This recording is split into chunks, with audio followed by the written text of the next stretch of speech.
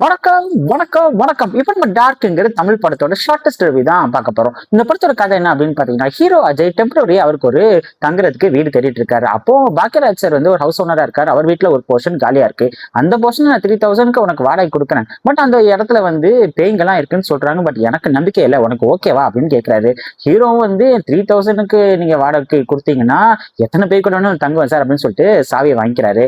அதுக்கப்புறம் என்ன நடக்குது அப்படிங்கிறது தான் மீதி கதை. இந்த படத்துல ரொம்ப கம்மியான கேரக்டர்ஸ் தான் கேஸ்ட் பண்ணியிருந்தாங்க. அது வந்து பாக்கியராஜ் சார் அந்த பெரிய ஸ்கிரீன்ல பார்க்கும்போது இவ்வளவு பெரிய லெஜெண்டா இந்தியன் சினிமா இழந்துருச்சு அப்படின்னு லைட்டா கஷ்டமா தான் இருந்துச்சு.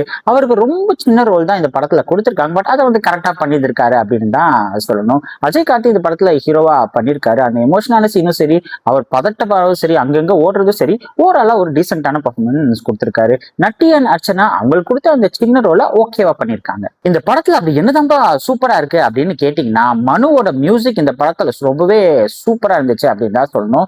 சவுண்ட் எஃபெக்ட்ஸ் எல்லாம் பண்ணிருக்கிற அந்த ஒர்க் எல்லாம் வந்து தியேட்டர்ஸ்ல ரொம்பவே செம்மையா இருந்துச்சு. இந்த படத்தோட டைரக்டர் கல்யாண் ஒரு சைக்காலஜிக்கல் ஹாரர் படத்தை தான் நமக்கு கொடுத்திருக்காரு. ஹாரர் படம்னா அப்ப ஜம்ப் ஸ்கேர்லாம் இருக்காப்பா அப்படின்னு கேட்டீங்கன்னா, கண்டிப்பா ஒரு 2-3 இடத்துல ஒரு நல்ல ஜம்ப் ஸ்கேர் இருக்குதா அப்படின்னு சொல்லுவேன். இப்ப ஜம்ப் ஸ்கேர் மட்டுமே இந்த படத்துக்குலாம் போதுமா அப்படின்னு கேட்டீங்கன்னா இல்ல அப்படின்னு தான் சொல்லுவேன். இந்த படத்துல வந்து ஒரு ஓகேவான ஸ்டோரியா தான் இருக்கு. பட் இருந்தாலும் ஒரு சில இடத்துல அந்த ஸ்கிரீன் பிளே வந்து இன்ட்ரெஸ்டிங்கா காமிக்கிறாங்க. பட் அதே சீன்ஸே வந்து கொஞ்சம் ரிப்பீட்டடா காமிக்கிற மாதிரியும் ஒரு ஃபீல் இருக்கு. அந்த இடத்துல படம் கொஞ்சம் லைட்டா தோய்வடையுது. இந்த படத்துல நிறைய கொஸ்டின்ஸ் இருக்குங்க. பயங்கரமான கொஸ்டின்ஸ் என்ன அப்படின்னு பாத்தீங்கன்னா, ஹீரோ வந்து தன்னோட உயிரை கூட மதிக்காம ஒரு கேரக்டருக்கு ஹெல்ப் பண்றாரு. ஏன் ஹெல்ப் பண்றாரு, எதுக்கு ஹெல்ப் பண்றாரு நிஜமாவே நமக்கு புரியல. கிளைமேக்ஸ்ல ஒரு கேரக்டர் இருக்கு.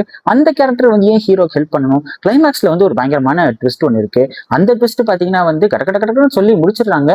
அதை நம்ம என்ன ஏதுன்னு யோசிக்கிறதுக்குள்ள படமே முடிஞ்சு போயிடுது. இந்த மாதிரி நிறைய கொஸ்டின்ஸோட நம்ம மைண்ட்ல ஒரு கன்ஃபியூஸ்ட் ஸ்டேட்டோட படத்தை விட்டு நம்ம வெளியே வரோம். இந்த மாதிரி விஷயங்களை கொஞ்சம் லாஜிக்கோடவும் கொஞ்சம் இன்ட்ரெஸ்டிங்காகவும் இந்த படத்தை வந்து நல்லா எடுத்துட்டு போயிருந்தாங்க. இது ஒரு சூப்பர் ஹாரர் படமா வந்திருக்கும். ஆக மொத்தத்துல இந்த படத்தை வந்து ஒரு டெக்னிக்கல் பார்ட்ல நல்லா தான் இருந்துச்சு. பட் இருந்தாலும் இந்த ஹாரர் அண்ட் சைக்காலஜிக்கல் படத்துக்குலாம் வந்து அவ்வளவா லாஜிக்ஸ்லாம் நம்ம பார்க்க மாட்டோம் தான். பட் இந்த படத்தோட ஸ்கிரீன் பிளேக்கு கொஞ்சம் லாஜிக் பிளஸ் வேல்யூபிளான விஷயங்கள்ல மக்களுக்கு வந்து கொஞ்சம் தெளிவா காமிச்சிருந்தாங்கன்னா இந்த ஸ்கிரீன் பிளே இன்னும் பெட்டரா வந்திருக்குமோ அப்படின்னு தான் எனக்கு தோணுது.